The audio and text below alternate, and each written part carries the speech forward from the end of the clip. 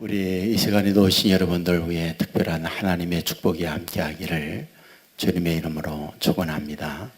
우리 앞뒤 좌우에 있는 분들 따뜻한 사랑의 마음으로 인사를 나눕니다. 주님의 이름으로 사랑하고 축복합니다.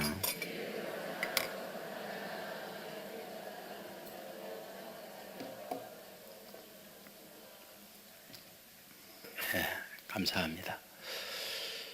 95년도에 안식년을 하면서 스코틀랜드를 방문했던 적이 있습니다.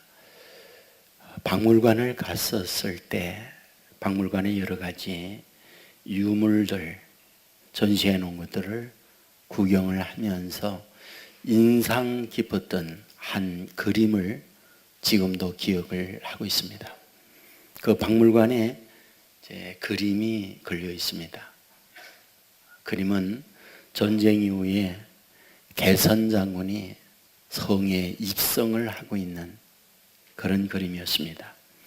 장수는 말을 타고 있고 병사는 뒤를 따르고 있습니다. 그런데 그 가운데 포성에 묶인 패전자인 포로들이 끌려오고 있었습니다. 그런데 단순히 그것만이 아니었어요. 많은 여인들이 꽃바구니를 들고 나와서 성에 입성하고 있는 그들에게 꽃을 뿌리고 있는 거죠. 바로 이것이 제가 보았던 그림의 모습이었습니다. 그 그림을 한참을 이렇게 보고 있는데 제 안에 성경의 말씀이 떠올랐던 기억이 있어요. 고린도후서 2장 15절 이하의 말씀이었죠.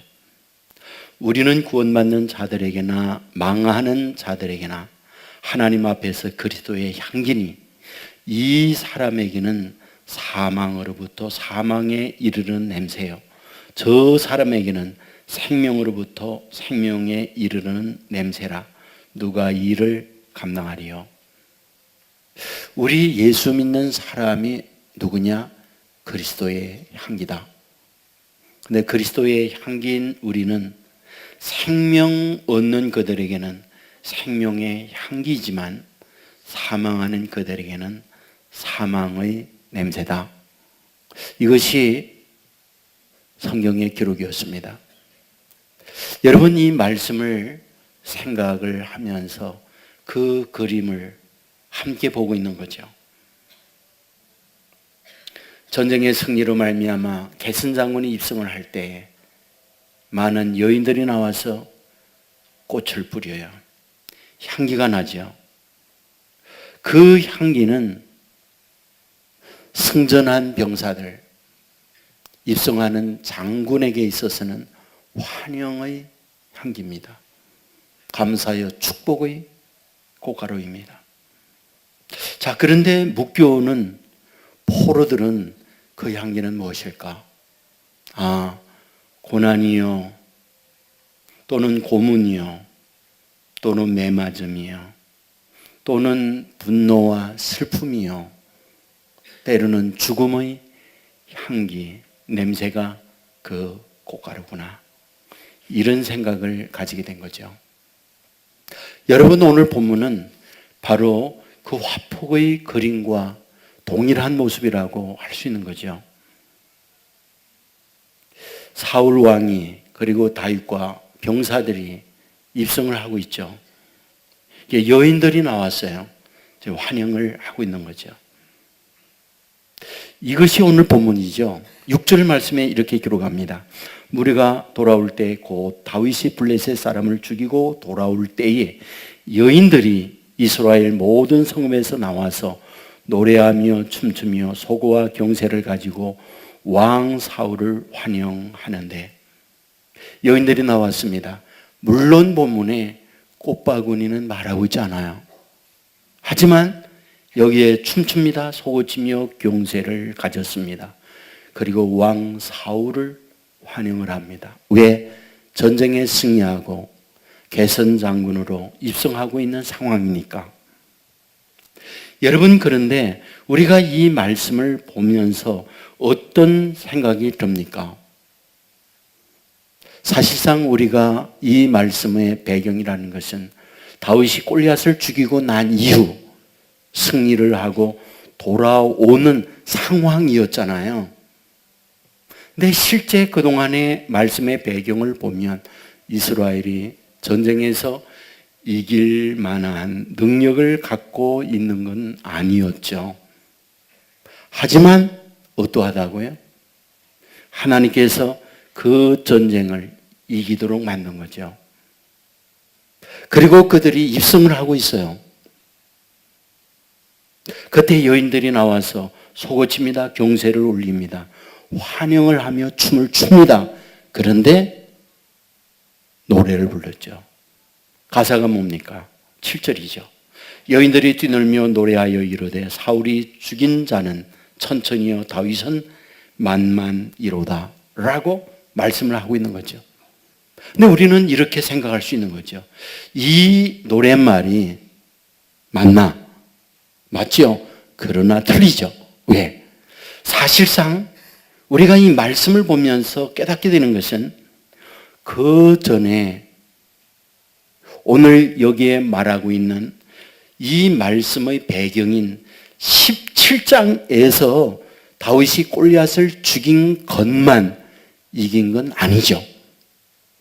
왜냐하면 그 전에 더 많은 승리를 가져왔었기 때문에 그렇죠. 여러분, 사울이 왕이 됩니다. 그리고 왕이 되고 난 성경의 기록들을 보면 여러 말씀들을 하지만 굉장히 많은 내용들이 전쟁에 관한 기사들입니다. 사무엘상 11장의 왕으로 즉위를 해요. 그리고 난 이후에 사울에 관한 기록들을 보면 하나같이 전쟁에 관한 기사로 가득 차 있어요. 그러면 그 전쟁을 하게 될 때에 이스라엘의 현실은 어땠을까? 사실 비참했어요. 사무엘상 13장 20절에 보면 온 이스라엘 사람들이 각기 보습이나 삽이나 도끼나 갱이를 벼리려면 블레셋 사람들에게로 내려갔는데 곧 그들이 괭이나 삽이나 쇠스랑을이나 도끼나 쇠의 채찍이 무딜 때에 그리하였으며 무슨 말일까요? 이스라엘에는 농기구 하나 만들 만한 쇠 만드는 철기 문화 기술을 갖고 있지 못했다. 그런 얘기죠. 그러면 도끼나 만든다든지 쇠스랑을 만든다든지 농기구를 만들려고 하면 어디로 갔다? 블레셋으로 갔다. 왜? 그들은 철을 만들고 재련할 수 있는 실력, 기술을 갖고 있기 때문에 그러하다. 그 얘기죠. 자, 그렇다면 무엇인가요? 여러분, 전쟁에 있어서 무기고 무기에 있어서는 칼과 창이에요. 일찍이 블레셋 사람들은 철기 문화를 통하여 모든 군인들이 칼을 가지고 있어요. 모든 군인들이 활을 가지고 있어요. 그런데 이스라엘은 어떠하다? 그런 걸 하나 만들 만한 기술이 없다. 그 얘기죠. 그것을 누가 알고 있다? 블레셋 사람들이 다 알고 있다. 왜? 어느 날 이스라엘 사람들이 농기구 만들려면 블레셋에 와서 도끼와 갱이와 쇠스랑을 만들어 갔기 때문에. 여러분, 사무엘상 13장 22절에 보면 이렇게 말합니다. 싸우는 날에 사울과 요나단과 함께한 백성의 손에는 칼이나 창이 없고 오직 사울과 그의 아들 요나단에게만 있었더라. 여러분, 전쟁을 하는데 상대방은 모든 것들을 보유해요. 그러나 정작 이스라엘은 왕과 아들만 칼을 갖고 있어요. 무슨 얘기입니까? 지금으로 말하면 재래식 무기를 갖고 있는 그들에게 핵무장을 하고 있는 B2나 B52기를 가지고 한번 북한의 상공을 왔다 갔다 하면 간담이 서늘해진다고 그러잖아요. 왜? 폭탄 투입을 하면은 콘크리가 수십 메다로 두께한 것들을 뚫고 그 방칼을 폭파할 수 있는 능력을 가지고 있는 게 미국의 군사 무기이기 때문에 그러하다고 얘기하잖아요.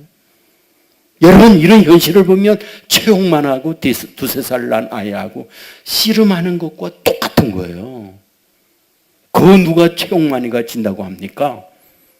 지금 이스라엘과 블레셋과의 전쟁의 현실은 단순 무기의 비교로 볼 때에 절대 이스라엘은 이길 수 없어요.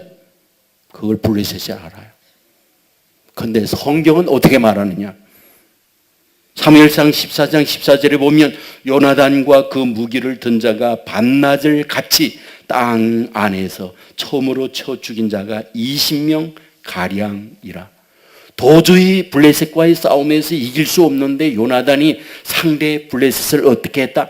20명이나 죽였다. 그 처음으로 전쟁에 있어서 이런 전과를 얻었다. 그 얘기죠. 그 다음에 사무엘상 14장 15절에 보면 들에 있는 진영과 모든 백성들이 공포에 떨었고 부대와 노략군들도 떨었으며 땅도 진동하였으니 이는 큰 떨림이었더라. 누가 그렇다고요? 블레셋이 그랬다. 완전 무장을 하고 있고 농기구 들고 있는 이스라엘 사람들 앞에서 공포에 질려 떨고 있다. 그 얘기예요. 그 이후에 16절에 보면 베냐민 기브아에 있는 사울의 파수꾼이 바라본 즉 허다한 블레셋 사람들이 무너져 이리저리 흩어지더라. 무장을 하고 있는 그들이 무장 없는 이스라엘 사람들에 의하여 공포에 질려 이리저리 도망가고 흩어지고 있더라. 4분 오열되고 있더라. 그리고 19절에 보면 사울이 제사장에 말할 때 블레셋 사람들의 진영에 소동이 점점 더한지라. 소동, 공포와 두려움에 질려서 4분 오열되고 도망가고 이런 일이 벌어지고 있더라.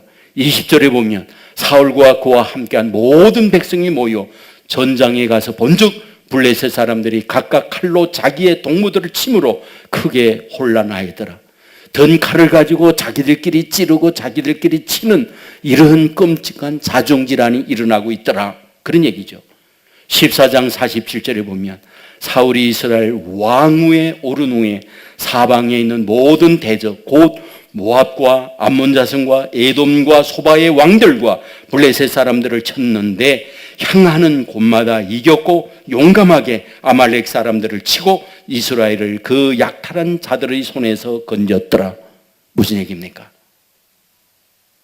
사울이 왕이 되고 난 이후에 이렇다 할 무기 하나 없는데 전쟁은 일어났고 그 전쟁에 있어서 가는 곳마다 승리를 가져왔다. 당시에 가장 강력하게 강한 아말렉 군대와 전쟁에 있어서도 승리를 가져왔다. 그런 얘기입니다. 여러분, 한 번 했다는 게 아니에요. 한 나라와만 전쟁했다는 게 아니에요. 블레셋과만 전쟁했다는 말이 아니에요. 암몬도 모압도 소알 왕들도 그리고 아말렉과도 수차례 수 없는 전쟁을 누가? 사울이 했다. 그런데 결과는 어떠하다? 늘 승리했다. 그런 얘기죠. 자, 우리는 여기서 아주 매우 중요한 시점에 놓여 있는 거예요. 왜? 그와 같이 전쟁을 통하여 그 많은 전과를 올린 사울에게 대하여 어떠하다? 한 번도 사울을 향하여 사울이 죽은 자 만만이다. 다른 이들은 다 천천히다. 라고 노래한 적 없다는 거예요. 그토록 그 많은 전쟁, 그토록 그 많은 전과를 올렸음에도 불구하고 사울에 대하여 한 번도 이런 노래, 환영을 부른 적 없다는 거예요. 그런데 오늘 본문에서 어떠하다? 단번 한 번 어린 다윗이 골리앗 한 번 죽인 거예요. 그리고 돌아오는데 온 이스라엘 여인들이 나와서 소고를 쳐요. 경세를 울려요. 그리고 노래를 불러요. 다윗이 죽인 자 만만, 사울이 죽인 자 천천이라고 말씀하고 있는 거예요. 이럴 때 사람은 다 생각이 있는 거예요. 섭섭함이 있는 거예요. 도대체 뭐 하자는 건가? 그동안 수없이 많은 생명건 전투를 했음에도 불구하고 나에 대하여는 한 번도 이런 노래를 부르지 않더니 저 꼬마가 골리앗 한 번 죽였다고, 단 한 번 전쟁에 나가서 이겼다고 저 난리야. 지금 뭐 하자는 거야? 사울 마음속에 이런 섭섭함이 찾아오는 거예요. 우리의 현실도 마찬가지 아닌가요? 큰아들, 큰며느리, 노부모를 열심히 섬겨요. 여러분 섬기는 것이 그렇게 쉬운 건 아니잖아요. 그런데 명절 때 한 번씩 둘째 그리고 딸들 와가지고는 어머니, 아버님 그러면서 용돈 주고 가. 그러면 그 어른들 하는 말, 아이고 걔들 정말 효자네 얘기해요. 그렇게 부모님을 섬겼던 큰아들에 대하여, 며느리 대하여 고맙다는 얘기커녕 뭘 그렇게 불만이 많은지 늘 심통 부리던 그 어른들이 딱 한 번 와가지고 용돈 주고 따뜻한 말 한마디 했다고 그 아들만 칭찬해. 우리가 바보입니까? 다 화나는 거지. 성질나는 거지. 본문은 그거예요. 사울 수없이 많은 전쟁이 했어요. 농기구 가지고 싸웠어요. 이렇다 할 전략이나 아무것도 없는데 늘 승리했어요. 그리고 고작 다윗 딱 한 번 와가지고 골리앗을 죽인 거 가지고 여인들이 정신없이 난리를 치는 거예요. 다윗이 죽인 자 만만, 사울이 죽인 자 천천. 누가 화가 납니까? 화가 나는 거죠. 여러분, 우리는 여기서 어떤 생각을 가져야 하겠습니까? 여러분, 이것 때문에 나타난 결과가 뭐예요? 사울은 큰 시험에 듭니다. 이것이 그의 인생을 늘 힘들게 만들어요. 그래야 그때부터 다윗 죽이려고 하죠. 알지요? 평생을 다윗 죽이는데 역사적 사명을 타고난 것처럼 살았다는 거. 다윗 왕이에요. 왕이 뭡니까? 경제, 문화, 정치, 안보 처리해야 할 국사가 하나둘이 아니에요. 말씀을 보세요. 언제 그 국사에 대하여 왕으로서 제 역할을 해봤나? 여인들이 와서 노래했던 그것 때문에 그의 인생은 포로가 돼서 평생을 상처 입고 아픈 마음을 가지고 도대체 난 뭐냐? 국가를 위해서 생명 걸고 엄청난 공적을 세우고 전과를 거두어냈지만 그 누가 알아주는 이 없었고 고작 어린 게 와서 골리앗 한번 죽였다고 해서 이 난리야? 도대체 난 뭐냐? 그러면서 평생을 살았어요. 그것 때문에 다윗은 어떤가요? 골리앗을 죽이고 난 이후에 사람들에게 내가 올 때에 사람들 다 동원해서 노래 불러. 노래 가사는 말이지 다윗이 죽인 자는 만만, 사울이 죽인 자는 천천이라고 해. 그랬을까요? 저는 결코 다윗이 그런 위인은 못됐다고 생각해요. 그냥 온 거예요. 불러달라고 한 것도 아니에요. 그냥 여인들이 그 노래를 부르고 난 이후에 그때부터 그는 집에 한번 제대로 못 갔죠. 그때부터 그는 달에 한번 피고 편안하게 잠자리 든 적 없었죠.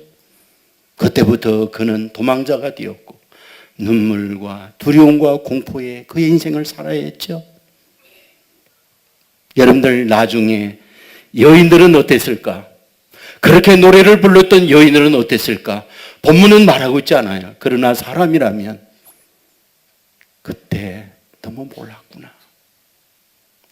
이렇게 될 줄 알았으면 그렇게 노래를 부르면 안 되는데 우리가 미련했구나.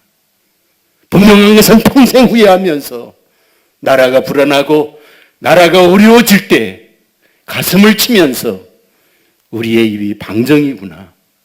그러면서 지냈을 거예요.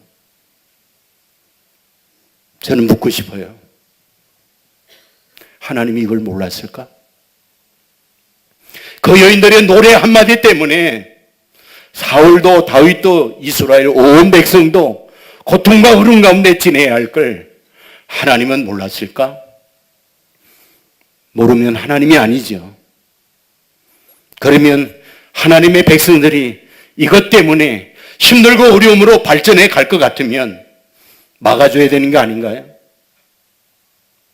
미리 그런 일이 없도록 그래야 주의 백성으로 하여금 편안하게 살도록 도와줘야 되는 게 아닌가요?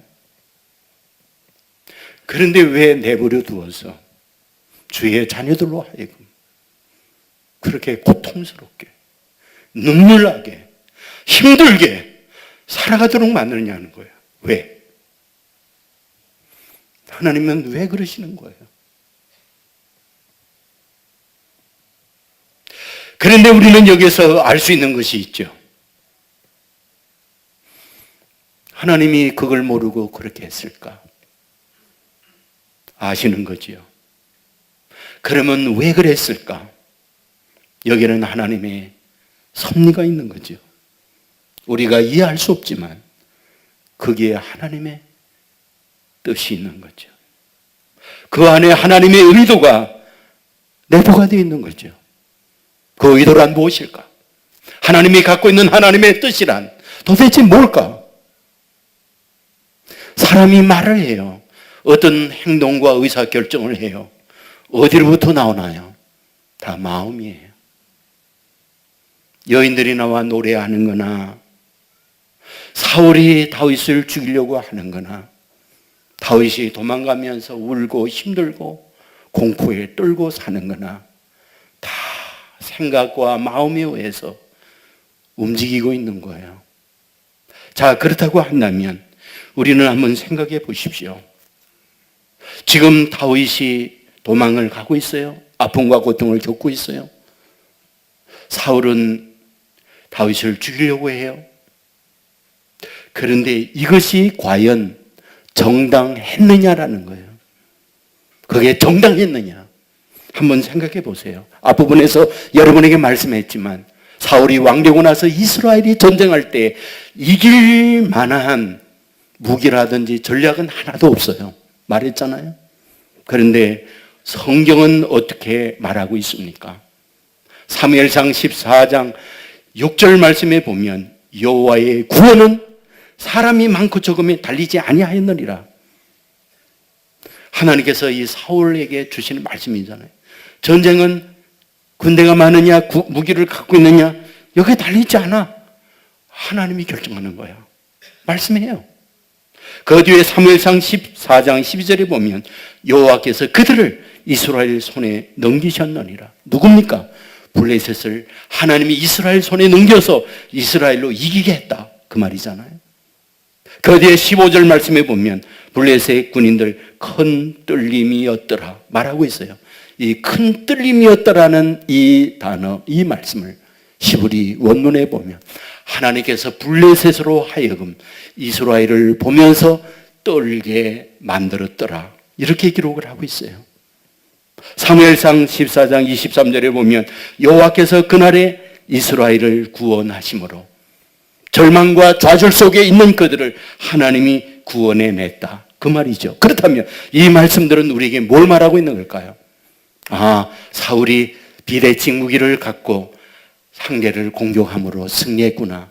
아니면 사울이 남다른 전략을 갖고 전쟁을 이기게 만들었구나 라고 말하는 게 아니라 하나님이 모든 걸 인도했고 하나님이 이기게 줬구나 이 말씀을 하고 있다는 거예요. 다윗은 어떤가요? 사무엘상 17장 47절에 보면 여호와의 구원하심이 칼과 창에 있지 아니함을 이 무리에게 알게 하리라. 전쟁은 여호와께 속한 것인즉 그가 너희를 우리 손에 넘기시리라. 다윗이 골리앗 앞에 섰을 때 하는 말이라고요. 전쟁은 칼과 창에 있지 않다. 하나님에게 달려있다. 너로 하여금 이거 알게 하겠다. 그래서 그 전쟁을 이기게 만들었어요. 무슨 얘기입니까? 다윗의 물맷돌 던지는 탁월한 실력 때문에 골리앗이 맞고 쓰러져 다윗 때문에 이기게 만든 게 아니라 하나님께서 이기게 만들었다. 이것을 보여주는 말씀이라는 것이죠. 그렇다면 여인들은 어떻게 해야 될까요? 노랫말이 달라져야죠. 하나님 감사해요. 우리가 무슨 무기가 있나요? 그러나 전쟁에 나가 싸우니까 하나님이 사울을 통하여 이기게 만들어 주었군요. 하나님 어린 다윗이 무슨 힘이 있나요? 하나님이 도와주심으로 골리앗을 쓰러뜨리게 만들었네요. 감사합니다. 그래야 됐다는 거예요. 그러나 노랫말은 그런 것을 하나도 찾을 수 없는 거죠. 다윗이 죽인 자 만만, 사울이 죽은 자 천천. 사람에 대한 생각을 갖고 있더라는 거예요. 그렇다면 이 본문을 통해서 오늘 우리에게 하나님은 무엇을 말씀하려고 하는 걸까? 사람의 눈에 보이는 현상과 느낌으로 말하고 행동하면 그것이 얼마나 큰 아픔, 그것이 얼마나 큰 고통을 가져다 주는가. 너희들은 이걸 알아야 돼. 이걸 말씀해 주고 있잖아요. 그들의 보이는 것, 그들의 생각대로 노래를 불렀어요. 그러나 그것 때문에 사울은 평생 다윗을 죽이려고 했죠. 그런 노랫말 때문에 15년 동안을 도망가고 죽음의 위기 앞에서 떨어야 했죠. 오늘도 그 노래 때문에 이런 상황을 만들어낸 장본인들 때문에 얼마나 후회하고 아파하면서 지내야 했을까라는 거잖아요. 그러므로 오늘 뭘 말해주려고 하는가? 너희가 듣느냐? 너희가 어떤 일을 당하느냐? 마땅히 듣고 어떤 일을 당하면 우리는 반응하게 되어 있어요. 말하게 되어 있어요. 그때 어떻게 말해야 되느냐? 어떻게 행동해야 되느냐? 이것을 깨달으라. 오늘 본문을 통해서 이 말씀을 우리에게 주고 있다는 거예요. 무슨 얘기입니까? 내 기분, 내 생각대로 판단하고 행동할 때 그 리스크는 너무 크다. 위험은 너무 크다. 이것을 보여주는 말씀이라는 거예요. 우리는 창세기 13장에서 아브라함과 롯과의 재산 문제, 목초지 문제 때문에 갈등했던 거 알아요? 아브라함이 얘기합니다. 내가 우하면 나는 좋아할게. 내가 좋아하면 나는 우할게. 롯이 눈을 들어보죠. 소돔을 보니 에덴 동산, 여호와의 동산과 같다고 말하고 있어요. 물이 넉넉합니다. 물이 넉넉하다는 말은 대지가 푸르다는 말이죠. 유목사후에 이것만큼 좋은 환경이 어디 있습니까? 거길 따라갔어요. 그러나 그 땅에 어떤 것이 있나요? 죄악이 도사리고 있었죠. 죄악의 온상이었죠. 하나님은 징벌해요. 연합군들을 통해서 공격합니다. 재산 다 빼앗기고 포로가 됐어요. 아브라함을 통하여 되찾아오고 살아나요. 그렇다면 롯은 어떻게 되느냐? 떠나야 했어요. 그러나 그 땅에 계속 유합니다. 하나님은 어떻게 하죠? 유황불로 심판을 해요. 도망 나옵니다. 알잖아요. 도망 나올 때에 돈 한 푼 없이 알몸으로 나왔다는 것. 아까워서 아내는 뒤를 돌아보다가 소금 기둥이 됐어요. 두 딸과 롯만이 소알 골짜기로 숨어들었어요. 사람이 없습니다. 두 딸이 무슨 생각합니까? 남자 없는데 우리가 어찌 살랴? 아버지에게 술 마시고 아버지와 함께 잠자리 하자. 말이나 됩니까? 임신했어요. 두 딸이 아이 낳았어요. 암몬과 모압이에요. 암몬과 모압, 롯이 아버지입니까? 할아버지입니까? 이런 부끄러운 결과를 낳고 있는 게 아닙니까? 뭐 때문에?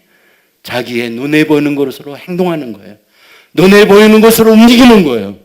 그 결과가 얼마나 큰가 하는 것을 우리에게 보여주는 말씀이잖아요. 여러분, 우리가 무슨 말을 듣습니다.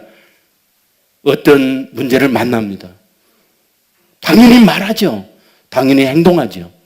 그런데 내가 말하고 내가 행동하는 그 뿌리가 어디냐는 거예요. 대개는 내 이성이에요. 내 마음이에요. 내 생각이 그런 것들을 결정하고 말하게 되어 있어요. 본문은 우리에게 뭘 말하고 있느냐? 거기에 폐해가 너무 크다. 그것 때문에 단순하게 너의 감정을 말했지만 그 이후에 그 결과는 너무 쓰라리다. 너무 깊다. 이것을 보여주는 것이 오늘 말씀이라는 거예요.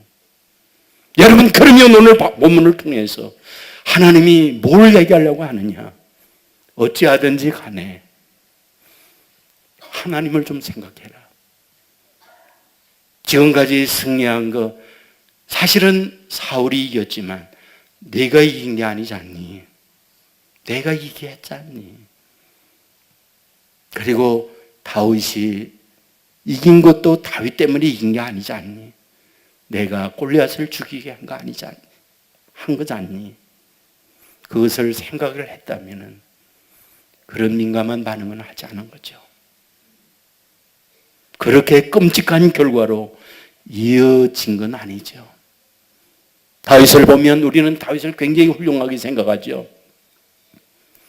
여러분, 자기를 죽이려고 사울이 추격해 올 때에 하나님께서 숨어있는 굴 속으로 사울을 걸어오게 만들잖아요. 옆에 있던 사람들이 말하죠. 하나님께서 저 원수 사울을 죽이기 위하여 제 발로 돌아오게 한 거예요. 한 번에 칩시다. 여러분, 그럴 때에 충분히 너희들 말 맞다 할 수 있잖아요. 그런데 그때에 결정 내리는 마음의 반응이 뭡니까? 하나님이었어요. 하나님이 기름 분 종 손대면 안 돼. 그리고 손을 안 댑니다. 나중에 왕이 됐어요. 압살롬이 쿠데타를 일으켰죠. 도망을 쳐요. 시므이가 돌을 던지고 먼지를 날려요. 옆에 있던 아비새 장군이 다윗 왕에게 얘기합니다. 폐하, 저 개 같은 놈이 감히 왕을 저주합니까? 목을 치게 해 주십시오. 왕으로서 충분히 그럴 수 있어요. 그런데 얘기해요. 아비새야, 무슨 소리 하는 거니? 하나님이 저를 통하여 나를 저주하고 있는데 네가 어찌하여 죽이겠다고 하느냐? 칼을 꽂아라. 이렇게 얘기해요. 자, 여기서 우리에게 뭘 얘기하는 겁니까? 다윗은 일어나는 일들 속에 늘 그를 주장하고 끌어갔던 것이 자기의 감정이나 자기 생각이 아니었어요. 그러니까 하나님이 어떻게 생각할까? 하나님이 바라는 게 뭘까? 이것에 의해서 늘 다윗은 그렇게 살아갔어요. 묻습니다. 그의 인생은 언제나 그랬나요? 다윗의 삶은 언제나 그렇게 살아갔나요? 아니에요. 왕이 되고 난 이후에 전쟁이 벌어지고 있을 때 그는 전쟁터에 가지 않고 병사들만 전쟁터에 보내고 자기는 왕실에서 낮잠 자고 있었어요. 일어나서 기지개를 펴면서 저 아래를 내다보니까 한 여인이 백옥과 같은 피부로다가 목욕하고 있잖아요. 물었어요. 저 여인이 누구냐고. 얘기했죠. 전쟁터의 병사, 나간 그 병사의 부인이라고, 아내라고. 그래, 그럼 없네? 데려와. 그리고는 간음죄를 지었어요. 그때의 하나님의 인도가 아니라 정욕이 그를 끌어갔어요. 넘어진 거예요. 근데 하나님은 어떻게 하던가요? 하나님은 하나님의 사람이 자기의 감정, 자기의 기분, 자기의 정욕대로 살아가니까 누구를 동원해요? 나단 선지를 동원하죠. 가라고.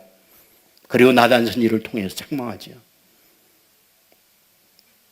다윗은 손을 들어요. 무릎을 꿇어요. 어디로? 내가 내 생각대로 왔다고, 잘못했다고. 하나님의 생각으로 돌아오는 게 회개였잖아요. 여러분, 그 말년에 사무엘상 24장에 보면 인구조사해요. 여러분 알죠? 인구조사가 왕이 되고 난 초기에 했었다는 것. 그런데 그때에는 아무런 변화가 없었어요. 그러나 사무엘상 24장에 인구조사로 인하여 하나님이 심판하죠. 어떻게? 전염병을 보냅니다. 7만 명의 백성이 죽습니다. 왜였을까요? 하나님께서 손을 내는 이유가 뭡니까? 다윗 안에 뭐가 있다고요? 와, 이 나라가 이만큼 안정되고 부강된 것은 나의 지도력이지. 이게 있었다는 거예요. 그래서 얼마나 많은 우리 군인들이 있는 거야. 얼마나 많은 우리 무기들이 있는 거야. 이거를 조사하게 했다는 거예요. 하나님은 아는 거죠. 그거를. 하나님은 이런 다윗을 치는 거예요. 그리고 누구를 보내요? 갓선지자를 보내요.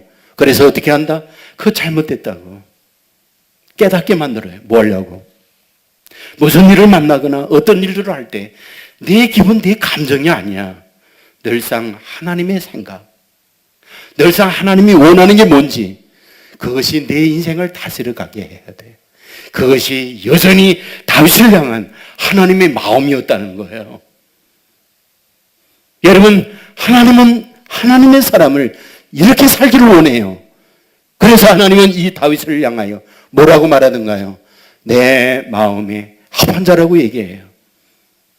여러분들 신약에 오면 이스라엘 사람들이 예수님을 향하여 이야기할 때 어떻게 말하나요?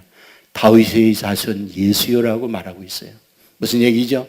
아브라함과 이삭과 야곱 또는 요셉 또는 모세나 다니엘의 아들 예수여라고 한 번도 그런 적이 없다는 거예요.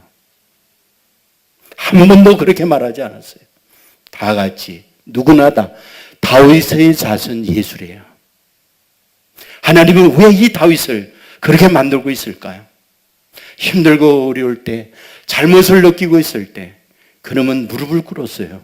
내 생각이 짧았다고. 그런 하나님의 생각으로 바꿔내요. 그러면서 올 때에 이런 모습을 보고 있던 다윗을 하나님은 말하는 거죠. 내 마음에 합한 자라고. 그리고 그를 통해서 하나님이 일하시는 거죠. 오늘 이 말씀을 통하여 우리에게 주시는 주님의 음성이 뭡니까? 우리가 살아가면서 수없이 많은 말을 들어요. 수없이 많은 일들을 만나요. 그때 우리가 어떻게 말합니까? 어떻게 결정을 내립니까? 우리에게 준 이성, 우리에게 준 경험, 우리에게 알고 있는 지식을 가지고 우리는 말하는 거예요. 결정을 내리는 거예요. 그런데 본문은 우리에게 뭘 말한다? 그게 리스크가 너무 크다. 그게 너무 큰 아픔과 고통이 그것 때문에 따른다. 이걸 말해주고 있는 거예요. 저는 이 말씀을 생각하면서 저는 어떨까 이렇게 생각을 했어요. 저는 어떨까. 여러분들 저를 보면서 여러분들이 착각하는 것들이 굉장히 많이 있지만 그 가운데 하나가 뭐냐. 목사님은 체중도 많이 나가고 엄청 느릴 거야 생각하죠. 엄청 제가 빠릅니다. 예, 생각보다 민첩해요. 여러분 거기에다가 어떤 말을 듣거나 상황을 만날 때 반응이 무지하게 빨라요. 그냥 들어서 기분 나쁘면 눈은 눈, 이는 이, 대운대는 대운대로 이게 저의 모습이에요. 그런데 문제는 뭐냐? 그리고 난 후환이 너무 커요. 정말 후환이 너무 커. 후회를 해요. 후회. 내가 좀 그때 조금 참아야 되는데 저는 그 후회를 너무 많이 해요. 저는 여러분에게 한 가지 제안을 드리고 싶어요. 누구나 다 그럴 수 있죠. 사람은 보는 대로 느낀 대로 행동을 하니까요. 그런데 그때 저는 여러분에게 제안을 드리고 싶은 것이 있어요. 한번 한숨을 좀 크게 한번 쉬라고. 그러면서 하나님 어떻게 할까요? 하고 한번 물어보라고. 저는 그 제안을 꼭 드리고 싶습니다. 그냥 듣는 대로 겪는 대로 반응하고 말하는 것보다는 그리고 나서 조금 주님께 묻게 되어지면 전혀 다른 반응과 전혀 다른 행동을 할 수 있다는 거예요. 어쩌면 하나님은 이걸 원하고 있는지 몰라요. 저는 여러분에게 매 순간 그런 훈련을 하면 좋겠다 그 생각이 들어요. 길을 갈 때, 운전할 때, 그리고 어떤 말을 들을 때 주님 어떻게 할까요? 그런 마음을 갖고 산다고 한다면 주님은 우리를 기뻐하고 주님은 우리에게 말씀해 주십니다. 사랑하는 여러분, 우리는 특별기도회를 내일부터 해요. 할 수만 있다면 기도회에 나와서 그런 훈련을 받으세요. 하나님은 그런 우리를 보면서 내 마음에 합한 아들이구나, 내 마음에 합한 딸이구나 말씀을 하세요. 그러면서 우리의 삶을 더 나은 내일, 더 나은 복된 미래로 저와 여러분을 끌어가고자 계획을 갖고 인도해 주십니다. 잘못된 판단, 잘못된 결정 때문에 고통과 아픔의 후환이 아닌 그 순간의 하나님이 원하는 대로의 판단과 우리의 반응으로 인해서 하나님께는 영광이요 그로 인한 하나님의 축복을 받아 누려 사는 저와 여러분의 삶이 되기를 주의 이름으로 축원합니다. 모두 자리에 일어나겠습니다. 뜻을 생각하며 같이 찬양하겠습니다.